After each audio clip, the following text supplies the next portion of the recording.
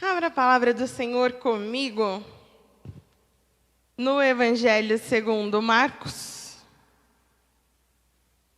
capítulo 5.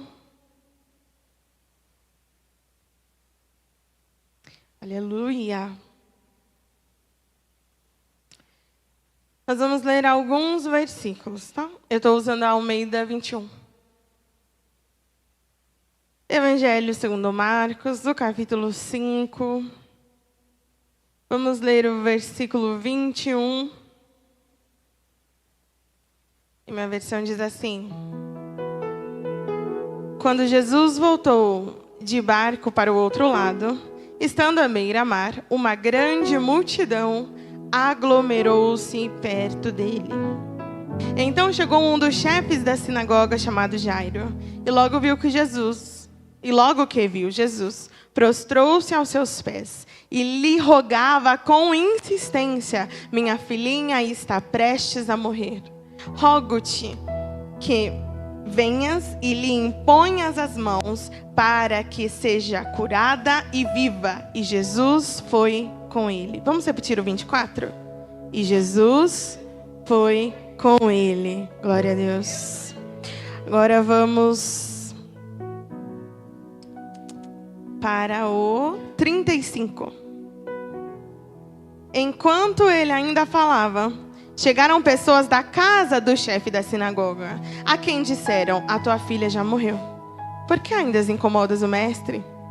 Percebendo isso, Jesus disse ao chefe da sinagoga: não temas, crê somente. Vamos ver todos juntos?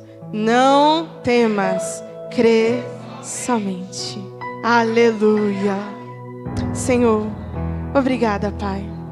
Obrigada pela tua santa presença neste lugar. Obrigada, Senhor, porque a sua misericórdia é tão grande que mesmo quando nós nos reunimos para te adorar, o Senhor fala conosco, nos conforta, nos consola. Obrigada, Senhor. Obrigada por esta graça tão real, tão palpável em nossas vidas. Obrigada por sua misericórdia que se renova em mais uma manhã. Obrigada pela tua doce e santa palavra. Senhor, fala conosco. Nos dá ouvidos sensíveis à sua voz, Senhor. Nos dá corações ensináveis, porque nós queremos aprender mais de Ti. Nós queremos ser mais parecidos com o Senhor. Se revela a nós nessa manhã, para a glória e honra do Teu nome, Senhor. Que eu seja um instrumento em Tuas mãos. Que não sejam as minhas palavras, Senhor, mas a Sua voz. Em nome de Jesus. Amém. Amém. Glória a Deus. Podem se assentar?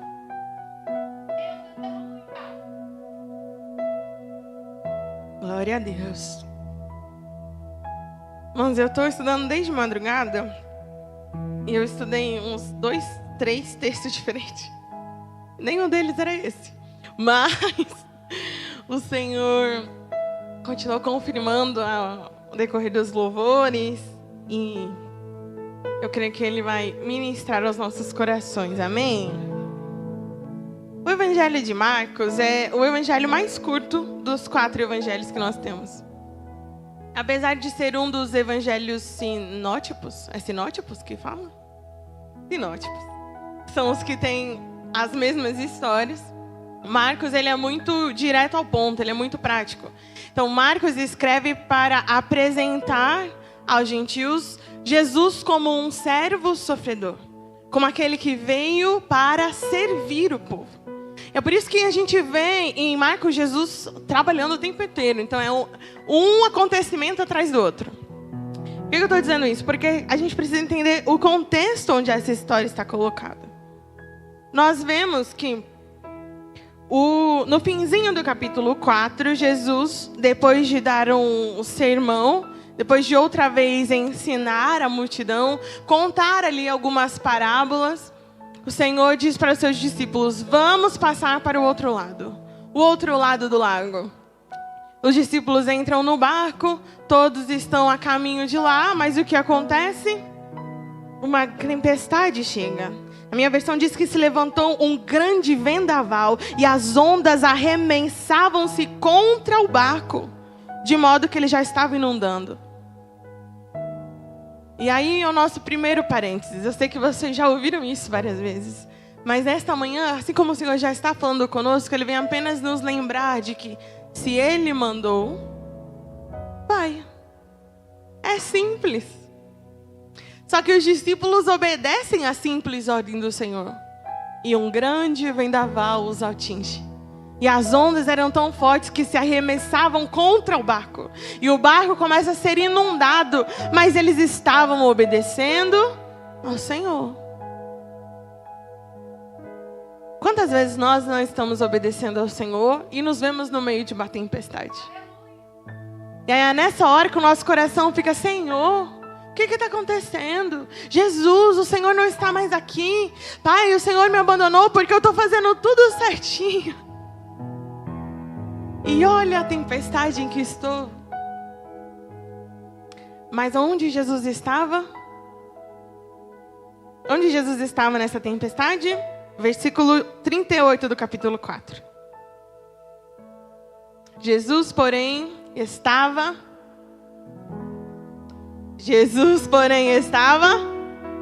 na popa, dormindo sobre uma almofada. Onde Jesus estava?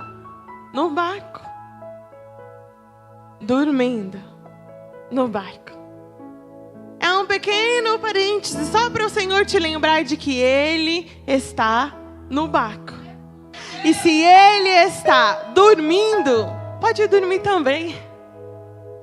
Sabe o que isso quer dizer? Às vezes nós estamos tão ansiosos, tão atribulados, que nós ficamos assim: o Senhor não vai fazer nada. Jesus, você vai ficar aí parado. Você não está vendo a água entrando no barco. E Jesus está dizendo assim: aquieta, se acalma. E quem está no barco, irmão, é aquele que controla o vento e o mar. Não esqueça disso. Porque às vezes nós estamos como os discípulos, nós estamos andando com Jesus, nós estamos obedecendo a ordem de Jesus. Mas quando a tempestade chega, a gente esquece de tudo. Porque eles vão acordar Jesus desesperado. Jesus acorda, calma eles, repreende o vento e o mar. E fez-se grande calmaria. E fez-se bonança. E aquela tempestade, acalmou. O que foi necessário para a tempestade acalmar? Somente a voz do Senhor. Por isso, se Ele está no barco, fica tranquilo, irmão. Fica tranquilo. Como salmista, sabe, nós precisamos fazer essas orações, dizer: por que você está abatido, ó minha alma? Sabe, quando você perceber que está muito aflito, que quando você perceber que está muito angustiado, faça essa oração dizendo: ei, alma, se acalma, lembra que Ele está no barco. Eu sei quem Ele é. Era essa a certeza do salmista. Descanse, espere em Deus, porque eu ainda o louvarei, porque eu sei quem Ele é. O medo, o desespero vem desse lugar de esquecer quem Ele é. Porque depois que Jesus acalma o mar, o capítulo 4 termina dizendo que os discípulos estavam apavorados e diziam uns aos outros: quem é esse que até o vento e o mar lhe obedece? Às vezes nós estamos assim, nós estamos andando com Jesus, obedecendo Jesus. Jesus está no barco, mas a gente não sabe quem Ele é. A gente esquece quem Ele é. Então, antes de começar, o Senhor está só te lembrando que Ele está no barco. Ei, não esqueça de quem Ele é. Se Ele falar, o mar acalma. Fica tranquilo, irmão. E aí, os discípulos passam por essa tempestade e chegam ao outro lado. E qual é o outro lado? Chegaram então do outro lado do mar, à terra dos Gerazenos, ou dos Gadarenos, dependendo da sua tradução. Mas é o mesmo lugar. Jesus chega até lá. Lembram do que acontece lá? Jesus encontra um homem terrivelmente possesso por demônios. Tão possesso por demônios que ele morava no cemitério. Ele já andava sem roupa. Ele era totalmente fora da sociedade. Totalmente apartado do convívio de todos. Todo mundo sabia que tinha um homem perturbado ali. Jesus chega, e assim que ele chega, o que acontece? Os demônios reconhecem Jesus. E aquele homem possesso com os demônios dentro deles, diz assim: filho de Davi, o que você está fazendo aqui? Sabe, só me deixa em paz. Parafraseando aqui levemente. E aí Jesus repreende aqueles demônios e eles pedem para entrar nos porcos. Jesus deixa eles entrar nos porcos, lembram disso? E todos os porcos, que eram ali 3.000, 2.000 porcos, eles se jogam do precipício. Morreu toda aquela manada de porco. E aquele homem em estação. A palavra de Deus diz que quando as pessoas da cidade chegam lá, eles encontram aquele homem. Sabe aquele homem que já era conhecido na cidade? Por estar ali à margem, nu, se machucando entre os túmulos. Aquele homem agora está vestido e são. E aí, os homens da cidade chegam lá e ficam bravos com Jesus.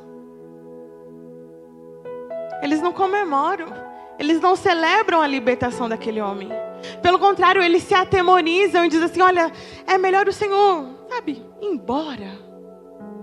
Porque vai que você decide destruir outra manada de porco. Irmão, a reação daqueles homens nos dá a entender de que era mais importante, o que tinha mais valor para ele, uma manada de porcos, do que a vida daquele homem. E quando a gente lê isso, a gente fica assim: meu Deus, esse ser humano é ruim, né? Olha, como vai preferir uma manada de porco ao invés de um homem? E o que o Espírito Santo me dizia: e a gente não faz o mesmo?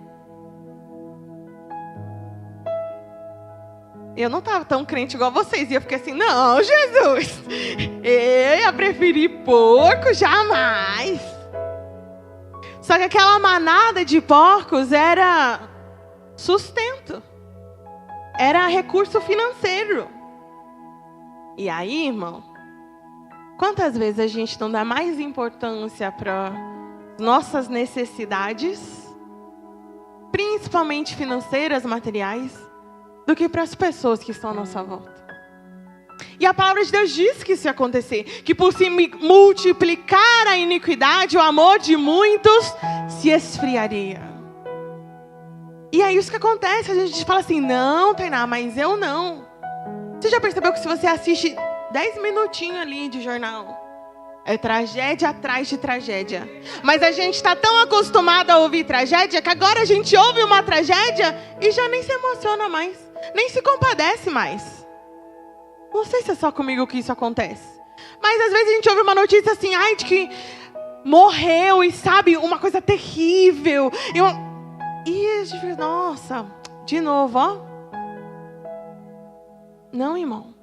Isso é o amor se esfriando em nós.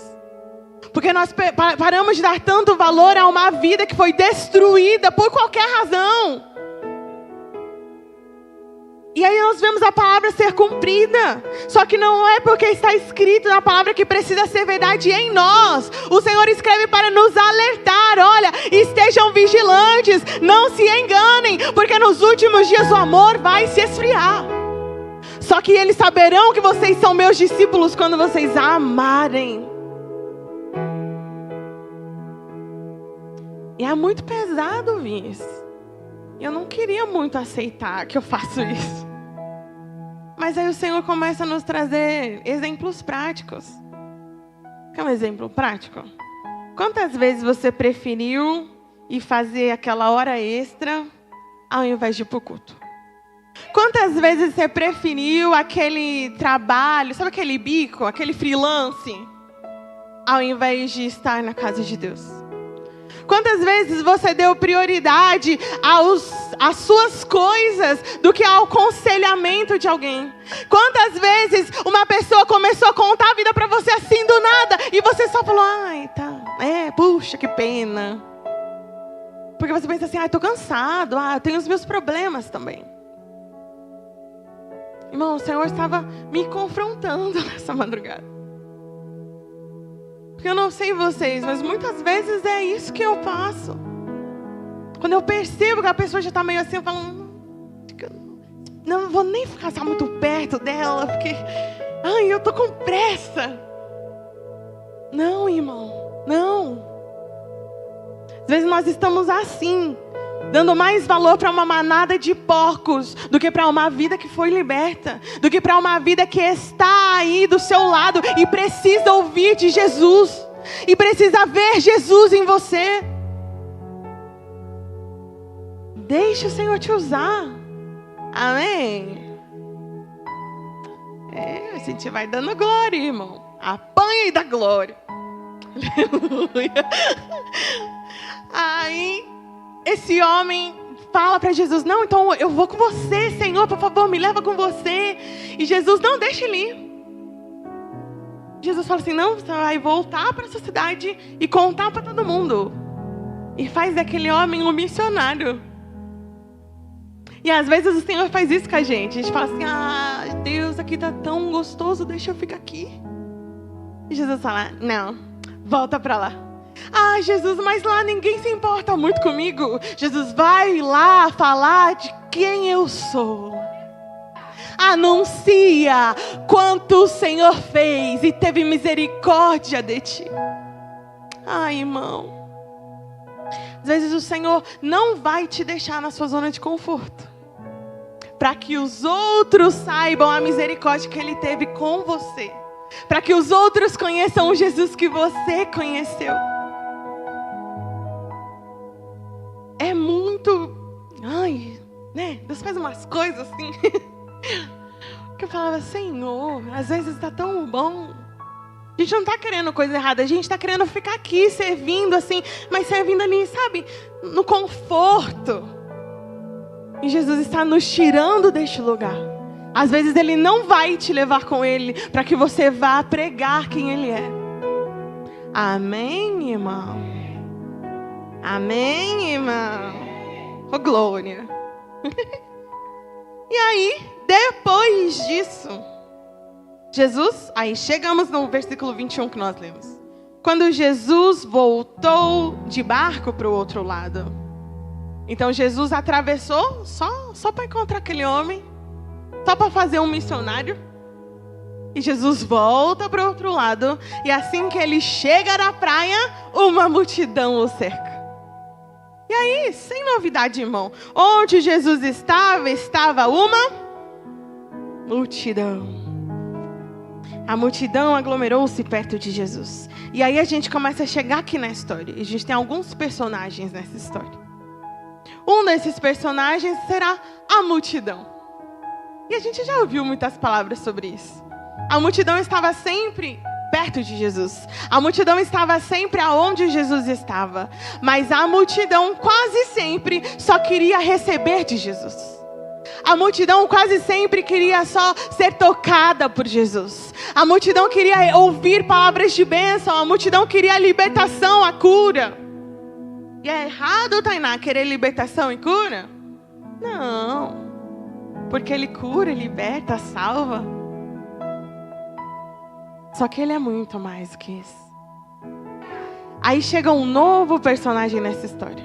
A Bíblia diz que chega ali um dos príncipes da sinagoga, um dos chefes da sinagoga, chamado Jairo. E Jairo prostrou-se aos seus pés e lhe rogava com insistência.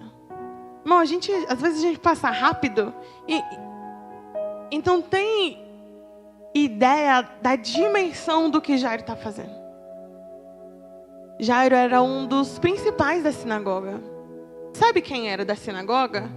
Aqueles mestres da lei, os fariseus e escribas, que queriam condenar Jesus, que estavam já tramando contra Jesus, que não aceitavam o ministério de Jesus. Sabe quem eram essas pessoas? Os amigos de Jairo. As pessoas do convívio de Jairo. Para um judeu era terminantemente proibido se prostrar diante de outra pessoa, de qualquer pessoa. Não existe, assim, na cabeça de um judeu isso não existe. Daí você começa a perceber os agravantes. Jairo judeu, ou seja, inconcebível se prostrar diante de alguém.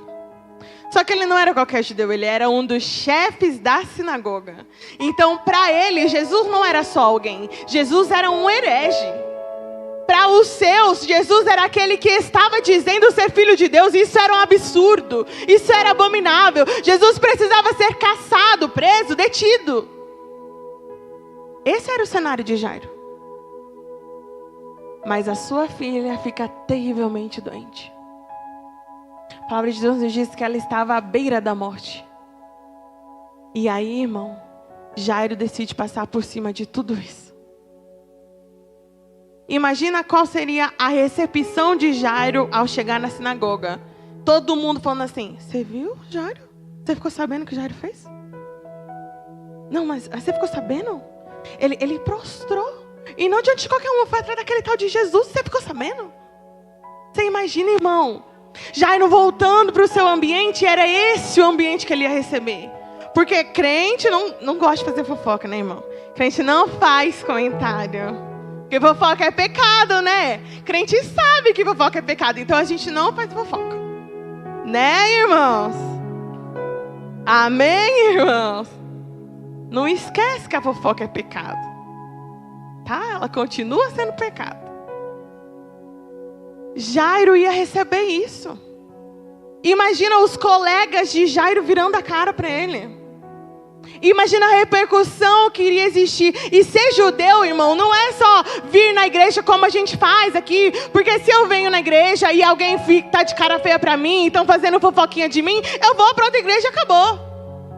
Não. No caso de Jairo era pior, porque ser judeu não é só uma religião, era quem ele era. E se a sinagoga rejeitasse a Jairo, ele não seria mais ninguém. Ele não teria mais vida na sociedade. Você está entendendo isso? Só que tudo isso se torna pequeno demais diante de uma certeza de Jairo: Jesus pode resolver meu problema. Esse é o mesmo Jesus que está aqui. Não deixa nada ser maior do que essa certeza, irmão.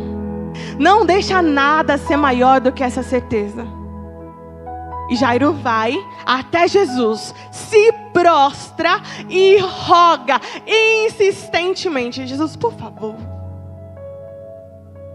eu preciso que o Senhor vá à minha casa. Insistentemente. Se ele fez insistentemente, é porque não foi uma vez só, eu acho. Porque às vezes a gente acha que Jesus é delivery, né? A gente pede uma vez, chega, por favor, em 30 minutos. A gente está acostumado com essa vida acelerada. Mas Jairo tinha uma certeza. Qual era a certeza de Jairo? Jesus pode resolver. E daí ele abre mão de tudo que ele conhecia. Ele não se importa com o que iam dizer dele, com seus amigos, com a reputação que ele tinha. Jairo não se importa com as consequências daquilo. Ele tinha uma certeza: Jesus pode resolver. Então eu vou até Jesus. E se prostra, e roga, e insiste. O que Jairo está fazendo, irmão? Criando o ambiente. Ai, irmão. Quando a gente fala de adoração, de louvar ao Senhor, é isso que a gente está fazendo. Criando o ambiente. Se prostrando, adorando, reconhecendo quem Ele é. Sabe o que é isso? A atmosfera muda, irmão. É um ambiente propício, obrigada, para milagres. Quem criou o ambiente? Jairo. Quem criou o ambiente? Jairo. Então Jesus chega, mas ele é recepcionado primeiro por quem? Pela multidão. E a multidão continua sendo a multidão de sempre. Mas aí chega alguém diferente. Chega Jairo. E conhecendo todo esse background de Jairo, a gente sabe que quando ele se prostra, ele começa a criar um ambiente. E é tão forte que Jesus diz: vou com você. Jairo cria um ambiente e traz Jesus. Tá entendendo? Jesus está onde agora, irmão? Seguindo Jairo. Jairo está levando Jesus para casa. E aí chega mais um personagem dessa história. A mais famosa, tá? Essa aqui é a estrela da história. No começo, nos títulos que a Bíblia põe, geralmente está falando sobre ela. A gente não sabe o nome dela. Mas a gente canta sobre ela. A gente já ouviu tantas pregações sobre ela. A mulher do fluxo de sangue. E aí a gente sabe que há 12 anos ela sofria de uma enfermidade. Ela perdeu tudo que ela tinha. Ela gastou todos os seus recursos. E ela também estava à margem da sociedade. Porque uma mulher com hemorragia não podia andar no meio do povo. Ela não podia tocar em outra pessoa, porque essa pessoa se tornaria impura também, segundo as leis daquela época. Então ela estava afastada, mas ela ouviu falar de Jesus. Ela só ouviu falar. E aí ela disse com ela mesma: se eu tocar, se eu apenas tocar, eu serei curada. Para ela não era uma teoria, irmão. Para ela era uma certeza. Uma certeza que nunca antes havia acontecido. Ela abre precedentes, você está entendendo? Porque a multidão e até Jairo, que tinha criado o ambiente, queria o quê? Ser tocado por Jesus. A multidão estava esperando o quê? Ser tocada por Jesus. Porque eles já tinham visto Jesus tocar e cego ver. Já tinham visto Jesus tocar e coxo andar. Eles já tinham visto isso. Aí Jairo vai até lá, cria um ambiente, traz Jesus. Para quê? Para Jesus tocar a filha dele. Tá todo mundo querendo ser tocado por Jesus. Aquela mulher faz assim: não. Eu não quero ser tocada. Eu não sou digna de ser tocada. Eu só quero tocá-lo. Ela abre precedente, irmão. Primeira vez na história que isso vai acontecer. Por quê? Porque ela sabia que ela não podia ser tocada. Ela conhecia a lei. Qualquer um que tocasse nela seria impuro. Essa mulher, diferente da multidão, diferente até de Jairo, diz assim: eu não sou digna. Não. Ele não pode me tocar. Eu não tenho condições de ser tocada. Mas eu vou tocá-lo. Aleluia. O evangelho começa com essa má notícia, irmão. O evangelho de verdade, ele começa com esse reconhecimento de quão miserável eu sou. Começa com o olhar para nós mesmos e dizer assim: eu realmente não sou digno de ser tocado por ele. Eu realmente não merecia esse amor. Eu realmente não merecia o seu sacrifício. Eu realmente não merecia ser tocada. Mas eu posso tocá-lo. Oh, aleluia. Ela já tinha perdido tudo, gastado tudo. Ela decide no seu coração que se ela só tocasse, ela seria curada. E para ela não era uma hipótese, era uma certeza. Eu sei que se eu só tocar, eu vou ser curada. E aí a gente conhece a história. Ela consegue, no meio da multidão, tocar a barra de Jesus, a orla das suas vestes. E Jesus para. Ai, irmão, Jesus para. Isso é diferença. Quando a gente para de querer ser tocado por Jesus e decide tocar Jesus, ele faz o quê? Ai, eu tô me animando. Ele para, irmão. Quando você decide tocar Jesus, ele para. Ai, Jesus para. Fala assim: quem me tocou? Aí os discípulos, tal como nós fazemos geralmente: Jesus, por favor, né? Essas horas, Jesus, a multidão te aperta, te oprime. O Senhor quer saber quem te tocou, Jesus. Quando a gente não faz isso? Quando a gente está aqui no ambiente, alguém começa a adorar diferente, ou o Senhor te coloca assim: ei, vai lá abraçar a irmã. Você fala assim: ah, Jesus, essas horas, atrapalhar a adoração da irmã. Ei, filho, vai lá falar com o irmão. Não, Jesus, agora não. Os discípulos dizem assim: Senhor, a multidão te aperta, te oprime, o Senhor quer saber quem te tocou. Jesus fala para Pedro assim: você não está entendendo, Pedro? Alguém me tocou. E foi um toque diferente, porque de mim saiu virtude. A palavra de Deus diz que aquela mulher agora está tremendo, ela tem medo. E aí você percebe que o plano dela, pelo menos a minha interpretação é essa, era tocar e ir embora. Porque ela não vai falar com Jesus. Ela toca, é curada e fica ali, ó, quietinha.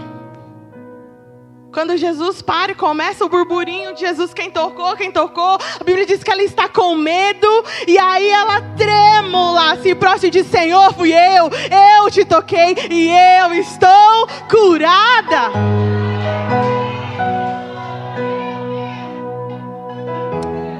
Oh, aleluia. Irmão, Jesus para, e aí tem todo esse rolê, todo esse burburinho ali acontecendo. A mulher para, se revela e vai contar. E aí, a Bíblia diz assim, ó: a mulher, atemorizada e trêmula, ciente do que havia acontecido, foi e prostrou-se diante dele e contou-lhe o quê? Toda a verdade. A mulher vai contar um testemunho de 12 anos, irmão. Onde está Jairo? Onde está Jairo? Porque a gente está aqui dando glória, aleluia, ela foi curada. E Jairo, cadê? Está do lado de Jesus. Você viu Jairo abrir a boca até agora, irmão? Jairo está ali, caladinho. Não esquece do Jairo, tá? Guarda ele aí na sua cabeça. A mulher vai contar um testemunho. Irmão, mulher contando testemunho. Uma coisa rápida, né? Uma coisa objetiva, uma coisa assim. 5 minutinhos. Porque eu mesmo, se eu contar um testemunho de 10 minutos, vocês já sabem, vocês estão acostumados. Eu começo com então, irmãos. Aí eu acordei, era pra eu ter acordado 10 para 7, mas aí eu acordei 5. Não sei porquê, sabe? Mas tava meio cinza o dia. E o testemunho era só, peguei o ônibus. Mas a gente começa de lá do começo. A mulher vai contar um testemunho de 12 anos. Será que foi rápido, irmão? Mas Jairo, cadê? Tá quietinho. Do lado de Jesus.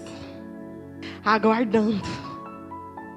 Daí Jesus lhe disse: filha, a tua fé te salvou. Vai em paz. Fica livre desse mal. Irmão, o que Jesus está fazendo aqui é restaurando a identidade daquela mulher que há 12 anos estava à margem da sociedade. Jesus fala assim: ei, você é filha. Vai em paz. Fica tranquila, filha. Está tudo resolvido. A sua fé te salvou. Aleluia. Ó, Marcos apresentando Jesus pra gente, você tá vendo? E começa dizendo que Jesus é aquele que controla o vento e o mar. Jesus é aquele que expulsa demônio. Sabe aquela pessoa que você fala assim: esse aí não tem jeito mais não. Quando você pede oração e os irmãos falam assim: ainda. Depois de todo esse tempo, você ainda está orando por ele? Você ainda está orando por ela? Para onde que está indo? Você ainda tem esperança? Jesus dá jeito. Que foi isso que ele fez com o gadareno. Jesus chega, o demônio sai, ele restaura a história, irmão. Então Jesus controla o vento e o mar. Jesus é rei, dominador sobre os demônios, sobre as potestades. Não existe caso impossível para Jesus. Jesus cura e liberta. Porque aquela mulher é curada, ela sente que é curada. Depois que ela conta o testemunho, Jesus fala: vai ser livre do seu mal. Foi liberta também. Curada e liberta. Jesus cura, Jesus domina vento e mar. Jesus domina os demônios. Jesus domina a enfermidade. Jesus cura e liberta. Aleluia. Aí, enquanto ele ainda falava, chega alguém da casa do chefe da sinagoga, da casa de Jairo. E qual é a notícia que chega da casa de Jairo? Sua filha está morta. Mas, irmão, quando eu estava lendo, eu fiquei assim: que gente era essa? Porque, não, alguém da sua casa vai te dar uma notícia de morte, como é que você vai dar essa notícia? Sim, gente. já chega num clima solene, você chama a pessoa ali para perto. Olha, felizmente... Não. A Bíblia fala que chegou alguém da casa de Jairo. Ei, Jairo, sua filha morreu, ó. Já era. Para de incomodar o mestre. Virou uma penada, né, Zé? Já foi. Para de incomodar o mestre. Irmão, não parece insensível para você? Alguém da casa dele. Pequeno parênteses aqui. Às vezes alguém da sua casa vai falar coisas e fazer coisas que não vão te deixar muito feliz. Pior, às vezes alguém da sua casa parece que faz questão que os outros saibam que está dando ruim. Mas Jairo estava onde, irmão? Do lado de Jesus. Jairo estava onde? Do lado de Jesus. Quando a notícia chega da casa dele, assim, sem muita importância, para todo mundo ouvir. Jesus estava ali do lado de Jairo. O que Jesus fala? Jairo não diz nada, irmão. Jesus está onde? Do lado de Jairo. Mas Jesus está fazendo o quê? Falando com a mulher. Quando Jesus ouve aqui a notícia, Jesus volta para Jairo. Sabe por quê? Jesus não esqueceu Jairo. Jairo está em silêncio até agora. Todo esse rolê aconteceu. Ninguém nem mais falou de Jairo. Mas Jesus não esqueceu Jairo. Ele não esqueceu, irmão. Você está entendendo isso? Jesus não esqueceu de você. Quando você cria o ambiente, quando você traz Jesus, Ele não esquece de você. Jesus vira para Jairo e fala assim: Jairo, não temas. Crê somente. Ai, adorável quando Jesus responde isso, né? Adorável. Porque, irmão, são duas interpretações aqui. Uma primeira reação é dizer assim: uau, Jesus estava ouvindo. Jesus estava lá, Jesus respondeu Jairo. A segunda reação é falar assim: isso lá é resposta, Jesus. Porque quando é comigo, irmão, e eu estou desesperada, chorando, meu Deus, e agora? Jesus manda crê. Só crê, filha. Conforta o seu coração. Tem dia que não, né? Tem dia que você fala assim: não, Jesus, você não está entendendo. Eu estou crendo, Jesus, eu estou crendo, mas eu preciso de uma solução, eu preciso ver um escape, eu preciso saber qual é o plano. E Jesus está dizendo assim: fica tranquilo, você não vai saber o plano, mas sou eu que estou guiando. Crê somente. Não, Jesus faz assim. Jesus faz, eu só levo. Essa semana foi isso que aconteceu. Eu estava assim, meu Deus.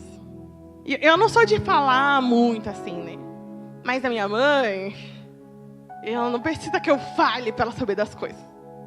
E aí eu só estava tipo assim: meu Deus, não tá fechando a conta aqui, ó. Se eu somar esse mais esse, não vai dar. Aí a querida diz assim: quem que mandou você fazer? E não, você tá preocupada por quê? Deixa de ter pouca fé, menina. E eu não tô exagerando, não. É desse jeito mesmo. Por que ele tá com tanta pouca fé? Cadê, Tainá? Você não crê? Não foi ele que falou? Não. Se não foi ele que disse. Ainda é debochado, irmão. E eu assim: claro que foi ele que disse. Ela: então por que tá desesperada? Isso é Jesus mandando ei, crê somente. Não temas, crê somente. Irmão, a gente precisa ser mais parecido com Jairo. Você presta atenção? Jairo vai até lá, ele abre mão de tudo que ele conhecia para se prostrar, porque ele tinha uma certeza que Jesus era a solução. Aí ele vai até lá, ele se prostra, ele insiste, ele clama. Jairo cria o ambiente e traz Jesus. E depois, Jairo fica ali do lado, ó, caladinho. Enquanto Jesus cuida de outro. Será que nós estamos dispostos a criar um ambiente para o milagre do outro? Será que nós estamos dispostos a trazer Jesus para que outro seja curado? Que foi isso que Jairo fez, irmão. Por que Jesus estava passando ali para aquela mulher tocar? Porque Jairo estava levando Jesus. Então, às vezes, você está dizendo assim: Senhor, eu já fiz tudo. Eu estou buscando, eu estou chamando. O Senhor disse que ia vir comigo. Mas parece que o Senhor parou. Já sentiu isso? Assim, Jesus, estava tudo lindo, mas parece que o Senhor parou. Nessas horas, começa a olhar para o lado para ver se não tem ninguém prostrado, contando o testemunho de que foi tocado, de que tocou Jesus, porque você levou Jesus até ali, irmão. Nós precisamos estar dispostos a criar ambientes, levar Jesus para que outros sejam curados, para que outros sejam libertos. Mas e o meu milagre, Tainá? Espera, não tema, crê somente. Deixa ele fazer, irmão. Amém. Oh, Jesus. Ele mandou: não tema, crê somente. E aí Jesus faz o quê? Dispensa a multidão. Aí Jesus começa a agir diferente, irmão. Porque tem milagre que Jesus vai fazer assim: você vai preparar o ambiente, você vai levar Jesus, e as pessoas no meio do caminho vão tocando nele, vão sendo curadas, vão sendo libertas. Mas tem milagre que Jesus fala assim: não, o cenário precisa ser preparado. É diferente. Ele manda a multidão embora. Até agora estava todo mundo acompanhando, todo mundo ali do lado. Jesus manda todo mundo embora e só permite que quem siga ele? Pedro, Tiago, João e Jairo, que é quem estava levando até a casa. Agora o servo de Jairo. E aí quando Jesus chega na casa, diz a palavra de Deus que havia ali lamento, choro. Todos estavam pranteando a morte daquela menina. Irmão, quando a Bíblia diz que estavam chorando e lamentando muito, não era uma coisa discreta, não. Tipo, um choro assim: ai, que pena. Não, irmão. Judeu, ele tinha essa cultura de realmente lamentar, de realmente chorar. Existiam carpideiras ali contratadas para chorar, para fazer barulho de lamento, porque a única filha de Jairo tinha morrido, com 12 anos só. Jesus chega, vê tudo aquilo, todo alvoroço. Jesus é sensacional. Jesus chega na casa, ele acabou de ouvir a notícia que a filha tinha morrido. Ele chega lá, tá todo mundo chorando. Por que tá todo mundo chorando? Né? Tudo bom? Você acabou de ouvir que ela tinha morrido. Aí Jesus chega lá e diz assim: pra que esse alvoroço? Estão chorando por quê? Gente, fala sério. Aí a palavra diz que riram dele.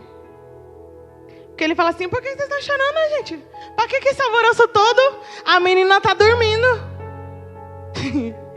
Daí todo mundo riu. Você fala assim: ai, que abuso, né? Rir de Jesus. Eu dou risada também, porque faz o menor sentido. Fala assim: acabei de te dizer que morreu, Jesus. Você chega e tá chorando, por que será que tá chorando? Porque morreu. Você acha que eles já não tinham ido lá checar para ter certeza que estava morto, irmão? Você não acha que antes de irem avisar Jairo, já tinham verificado para ter certeza de que tinha morrido? Tinha. É por isso que todo mundo ri. Que Jesus chega, tá todo mundo chorando, ele nem viu a menina, e ele fala assim: oxe, gente, tá dormindo, vocês estão chorando por quê? Parece doido, né? Eu acho que eu ia rir também.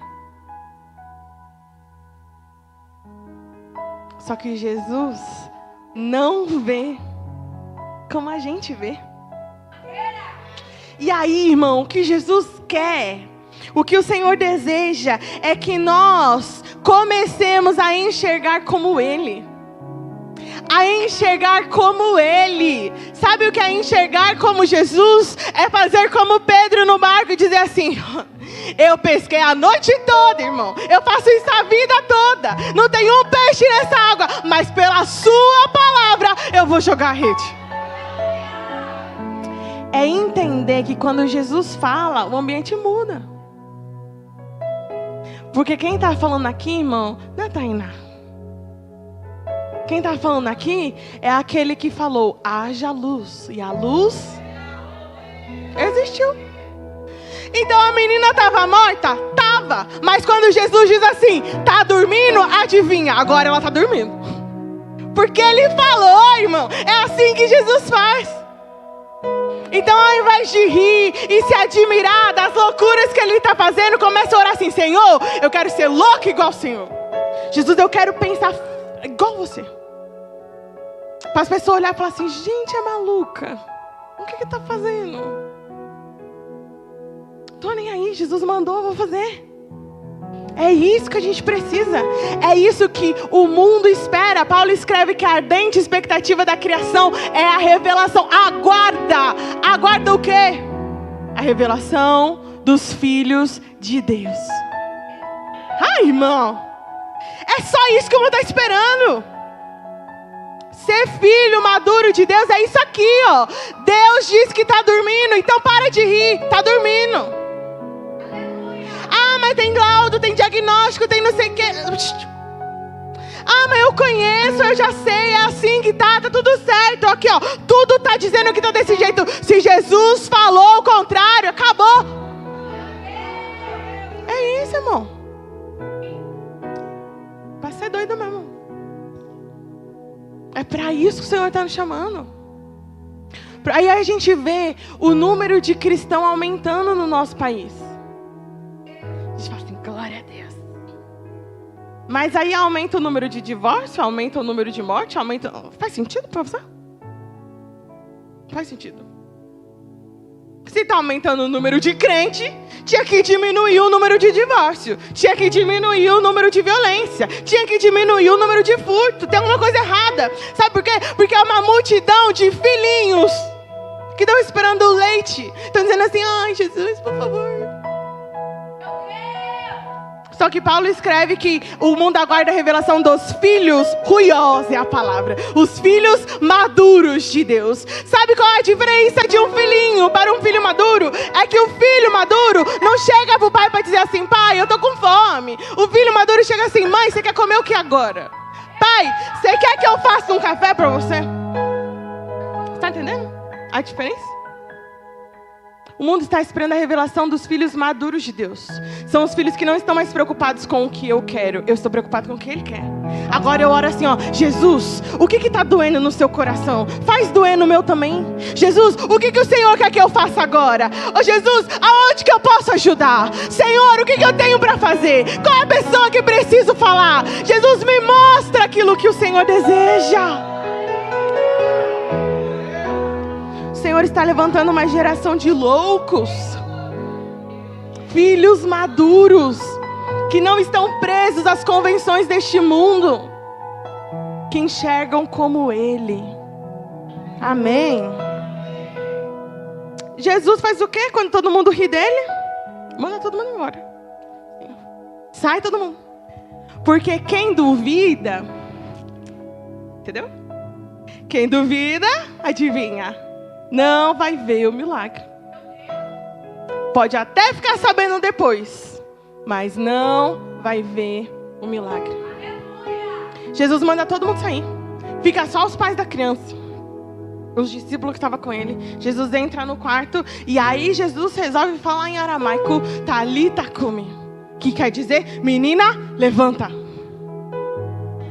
Estava morta, não estava? Mas quando Jesus chegou, ele disse que estava dormindo. A menina fez o quê? Levanta, tal como se estivesse dormindo, e anda pelo quarto. E assim que acaba a história. Jesus manda dar comida para ela. Fala para ninguém ficar espalhando a notícia por aí. Jesus, ele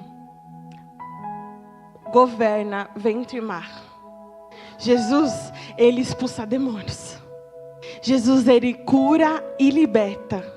E Jesus ressuscita mortos. É isso que Jesus faz. Esse é o nosso Jesus. Você percebe a progressão do milagre? Não tem limite para ele, irmão. Não tem limite para ele. Então, se você foi alcançado por esse amor, se algum Jairo levou Jesus até o seu caminho, seja você agora, Jairo, para levar Jesus para o caminho de outras pessoas.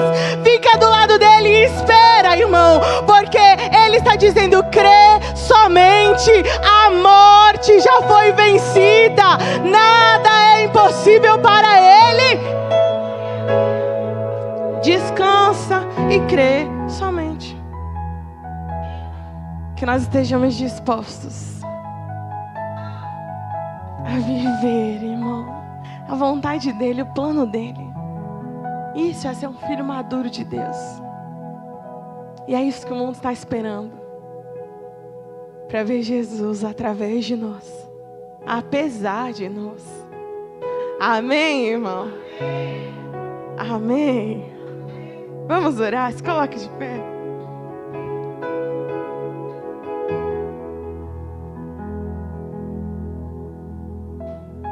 Senhor, obrigada, Pai. Obrigada pela Tua doce presença neste lugar. Obrigada pela Tua palavra. Senhor, que essa palavra continue, Senhor, sendo mastigada por nós. Nos ensina, Senhor, a cada dia mais a reconhecer a Sua mão, o Seu cuidado. Jesus, nos ensina a ser mais parecidos com o Senhor, para que nós possamos enxergar como o Senhor, para que nós possamos pensar como o Senhor. Independente do que as pessoas vão dizer ou vão pensar, se nós estamos aqui é porque fomos alcançados por este amor. Como aquela mulher, nós tocamos as suas vestes, nós recebemos a virtude, nós somos chamados filhos, nós encontramos o Senhor.